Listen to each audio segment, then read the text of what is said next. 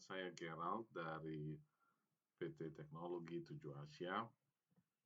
Sekarang kita akan melihat satu demo yang masih tentang conversational AI.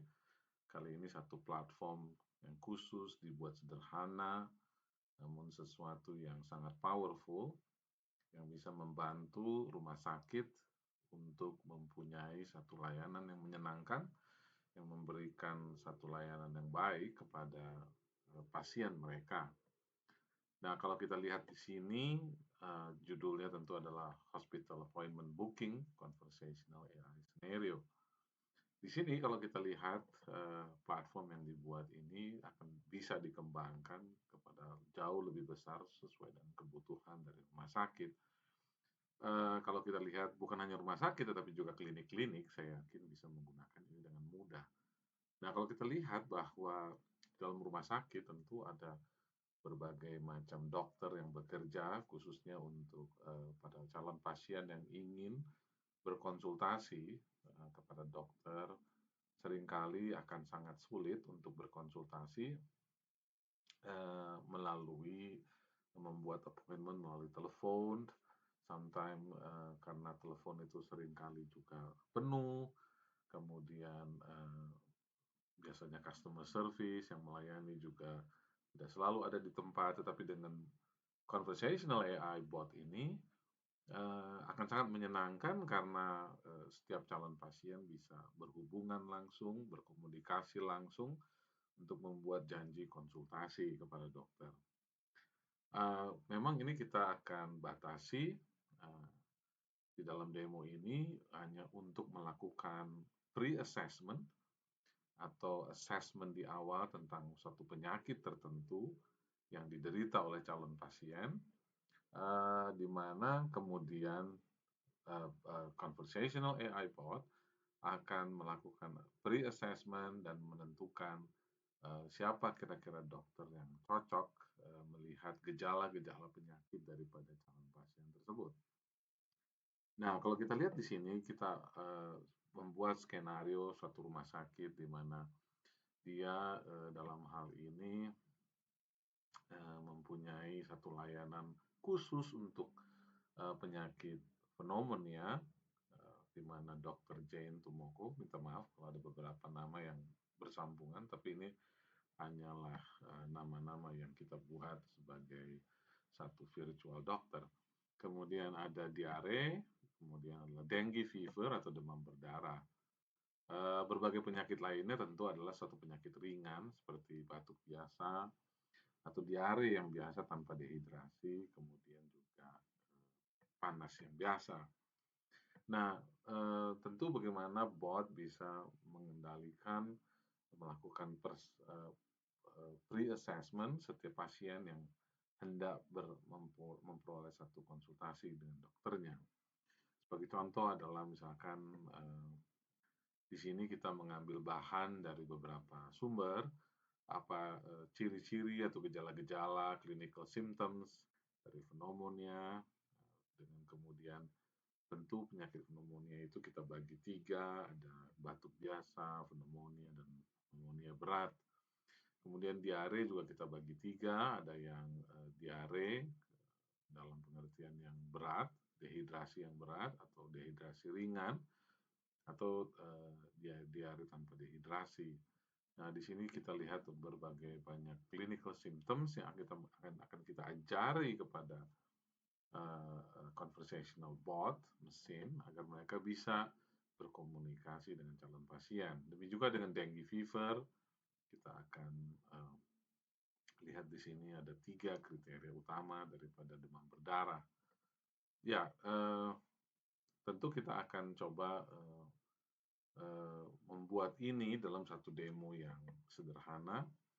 Namun platform ini bisa digunakan oleh semua klinik, bahkan juga hospital, bahkan ini sangat customizable, sangat bisa dikembangkan untuk kebutuhan-kebutuhan lain dalam rumah sakit. Oke, di sini kita akan masuk ke dalam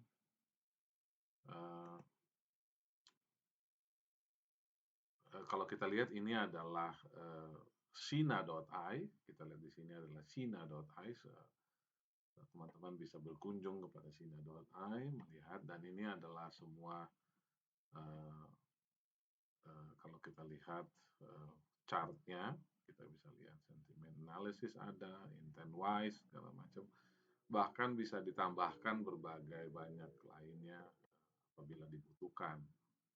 Nah, yang hal terpenting di dalam membuat platform sebuah conversational AI adalah conversation diproses di sebuah NLP yang kita sudah bangun sendiri sepanjang 3 tahun ini, khusus natural language processing dalam bahasa Indonesia. Nah, kemudian dengan natural language processing tersebut akan menghasilkan apa yang kita sebut dengan part of speech, atau juga apa yang kita sebut dengan sentence structure seperti subject, predikat. Nah, kemudian phrase daripada conversation itu nantinya akan kemudian akan di training dengan deep learning, POS, dan juga sentence structure-nya untuk mendapatkan satu pemahaman daripada sebuah mesin, sehingga dia bisa mengerti akan task request daripada calon pasien. Sebagai contoh, misalkan kita lihat di sini ada symptoms daripada. Nah, ini adalah training phrases-nya. Nah, kita akan membuat berbagai model daripada bagaimana sebuah mesin dapat menanggapi setiap pertanyaan atau setiap request. Nah, juga ada misalkan registration proses, karena ini hanya response, bagaimana setiap registration dia response. Nah, kalau kita lihat berbagai macam penyakit ada dalam symptoms, kemudian dari symptoms mesin akan memutuskan melalui pre-assessment itu apakah penyakit tersebut. Nah, kita akan buka di sini, kita akan memulai untuk bagaimana melihat demo ini. Nah, tetapi untuk lebih mudahnya barangkali kita tidak perlu membuka di sini. Kita membuka kembali lagi, kita buka di sini agar dia lebih mudah untuk lebih besar. Dan bot ini bisa tersambung kepada WhatsApp, kepada Facebook Messenger, kemana aja bisa dia disambung, semua messenger, bahkan juga yang membutuhkan penyimpanan record kepada database, dia bisa disambung dengan API kepada client server, atau kepada klinik-klinik kecil yang tidak mempunyai server. Kita sarankan menggunakan Google Sheet. Nanti mungkin secara sekilas kita akan menjelaskan bagaimana Google Sheet. Jadi setiap data yang direcord langsung masuk kepada Google Sheet. Saya rasa itu akan jauh lebih memudahkan. Mari kita bicara. Sekarang kita menghadapi satu skenario di mana seseorang mempunyai keluhan tentang berbagai macam penyakit. Umumnya bagaimana kita menyapa? Seringkali juga kita menyapa selamat malam, atau berbagai macam kita bisa bilang selamat siang. Kebetulan saat ini, ya, robot langsung menjawab, saya membutuhkan bantuan dokter. Katakan kita mengatakan bahwa saya membutuhkan bantuan dokter. Tentu robot langsung menjawab, mohon bersabar ya, kami akan membantu Anda, namun kami perlu memperoleh informasi dari Anda terlebih dahulu. Nah, biasanya kita memulai, kalau ini yang pertama, kita memulai dengan pendaftaran. Mari kita memulai, katakan dia menanyakan tentang nama kita. Jadi kita mulai dengan pendaftaran. Tapi apabila kita sudah mendaftar, maka untuk hal selanjutnya conversational bot ini tidak akan bertanya lagi. Katakan nama saya adalah Daniel. Oke, dia minta alamat, katakan maaf kalau ini mirip dengan email Anda, tapi ini sama sekali hanya kami tidak melakukan tes kebenaran daripada email. Sebenarnya di dalam bot ini biasanya untuk memperoleh verifikasi, kita perlu mentes email ini benar apa tidak. Tetapi kalau ini untuk yang pertama sekali registrasi. Dalam registrasi juga kita bisa memasukkan satu, misalkan seperti ini,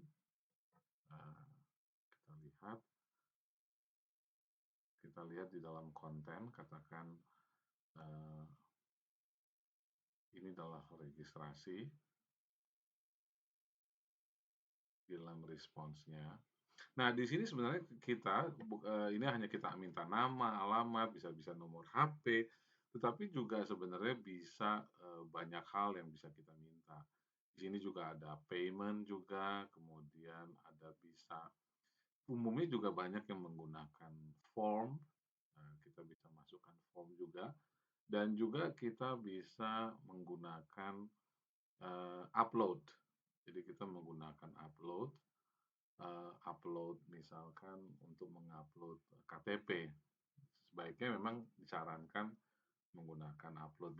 Upload itu bisa digunakan juga di WhatsApp karena ini juga tersambung kepada WhatsApp dengan baik. Ya, ini ada dynamic form, kita lihat bisa kita pakai dan berbagai macam lainnya. Bahkan payment pun bisa dilakukan di sini. Nah, mari kita lanjutkan. Sekarang yang dia tanya adalah alamat. Katakan alamat saya adalah Bintaro Jaya, Jakarta. Ini semua akan bisa direcord kepada klinik-klinik kecil, maka direcordnya di dalam Google Sheets, sehingga mereka bisa melihat setiap calon pasien sudah terrecord dengan baik. Semakin banyak data akan semakin bagus. Nah, pertanyaan berikut ini adalah satu algoritma. Tentu kita akan ditanya, kenapa kita membuat ya atau tidak akan lebih memudahkan untuk di dalam mengarahkan seseorang untuk menjawab sesuai dengan fokusnya. Sehingga seringkali juga memang kita tidak menggunakan purely free flow conversation, tapi juga kita menggunakan berbagai arahan untuk memudahkan dan memudahkan pencatatan juga. Tidak, kita katakan tentu yang lebih rumit mungkin adalah tidak. Katakan siapa, ini juga kita arahkan, siapa yang sakit, kalau kita bilang seseorang yang lain atau teman saya, tentu dia akan nanya siapa namanya yang sakit. Nah, kita bisa katakan yang nama, katakan adalah Santi, temannya yang sakit. Nah, usia Santi, kita lihat bahwa satu, waktu kita sudah menyebutkan Daniel di sini, maka bot sudah mengenali nama kita Daniel. Sekarang dia sudah menyebutkan kita dengan Daniel. Waktu kita sebut yang sakit adalah Santi, maka dia langsung mengetahui bahwa Santi adalah yang sakit, sehingga dia menjadi yang ditanya adalah tentang usia Santi, bukan usianya Daniel. Kita katakan usia Santi adalah 25 tahun. Nah, ini sangat memudahkan seorang sehingga diarahkan dengan baik. Nah, di sini kita lihat bahwa bot sudah mengenal bahwa Daniel yang menjadi kontak person, tetapi keluhannya tentu adalah tentang Santi. Katakan kita bilang Santi sudah demam berhari-hari. Katakan dia mengatakan demam. Nanti kita ada penyakit yang lain juga dia akan bisa mendeteksi dengan sama. Nah, di sini tentu dia akan nanya, Daniel, terima kasih atas informasinya. Namun kami perlu menanyakan lebih jauh juga tentang Santi ya. Ya, dia akan bertanya terus tentang Santi. Apakah Santi ada keluarnya? Dia akan memahami dan dia merecord terus tentang Santi. Kita bilang mungkin tidak pernah keluar darah, tidak, sehingga lebih memudahkan. Daniel melanjutkan penyakit. Oke, saya lanjutkan pertanyaan tentang gejala penyakit dari Santi ya. Oke, apakah Santi saat BAB ada keluar warna hitam, bintik kulit atau benar? Nah, ini adalah pre-assessment yang paling penting kita lakukan. Nah, kita bilang katakan tidak. Nah, karena tidak semuanya, maka pre-assessment-nya adalah mungkin hanya mengalami demam biasa. Sehingga ia mengatur konsultasi kepada dokter Budiman. Nah, kalau kita lihat sebelumnya kalau dia demam biasa dia dengan dokter Budiman. Tapi kalau tadinya dia mengalami demam yang tidak biasa, maka kita lihat ini dokternya adalah budiman karena dia adalah common fever. Tapi kalau dia yang penyakit yang lain tentu dia akan diarahkan kepada dokter yang lain. Nah, di sini juga ini tersambung bisa dengan Google Sheet juga membuat jadwal dan bot bisa mengecek langsung mana yang kosong. Nah, dan lebih penting lagi bukan soal mana yang kosong, tetapi bot juga bisa kita buat training untuk diajari untuk certain penyakit berapa menit yang biasanya dihabiskan waktunya. Jadi ada machine learning sehingga bisa mengoptimalkan waktu daripada konsultasi. Misalkan kalau hanya common fever, bot mungkin akan belajar setiap hari melihat bahwa itu hanya dibutuhkan konsultasi 20 menit. Tetapi kalau misalkan dia demam berdarah, mungkin bisa sampai 40 menit. Jadi tidak disamakan kepada semua penyakit. Demikianlah machine learning dan AI bekerja dengan baik. Katakan kita bilang kita besok, karena dia bilang besok diatur, tapi kalau memang tidak ada, dia akan katakan di waktu yang lain. Kita bilang katakan jam 16.15 sore. Demikian, terima kasih Daniel. Tentu kita akan mengatakan teknis. Ya, sama-sama Daniel. Oke. Demikianlah kita bisa melihat bahwa sebuah bot sangat menyenangkan karena dia bisa berbicara seperti halnya manusia. Kita akan lihat di banyak nanti demo yang lain. Nah, sekarang bagaimana kalau saya yang sakit? Tentu kan pertanyaannya adalah seperti itu. Ya, kita kembali melakukan lagi. Tentu dengan skenario yang sama. Katakan nama saya, katakan deh, halo, saya butuhkan pertolongan. Nah, tadi kita dengan cara yang lain kita bilang selamat sore apa segala macam. Nah, sekarang saya dalam urgency. Tentu cara responsnya berbeda dengan yang tadi. Yang tadi ya kalau kita bilang selamat malam, dia responsnya juga dengan cara yang lain. Nah, kalau tapi saya membutuhkan urgency, nah, dia tentu akan menjawab dengan cara yang urgency. So this is a conversational AI. Bot mengerti dengan caranya seperti dengan bahasa sehari-hari. Nah, nama Anda, misalkan nama saya tentu adalah Gerald.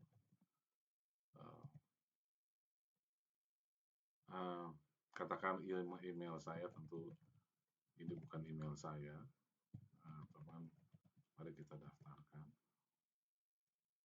Katakan saya yang sakit sekarang, tentu skenario-nya ya. Berikutnya diberikan alamat Anda saat ini. Oke, alamat saya tentu di Permata Hijau.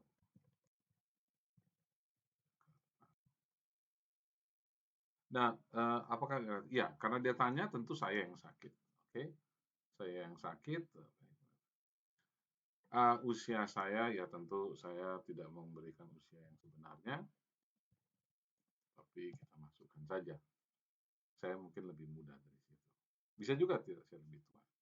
Nah, kami boleh tahu kira apa yang menjadi keluhan. Nah, kalau dia menjadi keluhannya, katakan sekarang apa yang biasanya kita menjadi keluhan. Saya sering batuk. Terus saya sering batuk.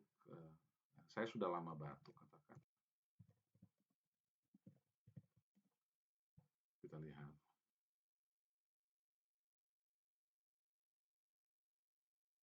Nah, tentu dia akan nanya.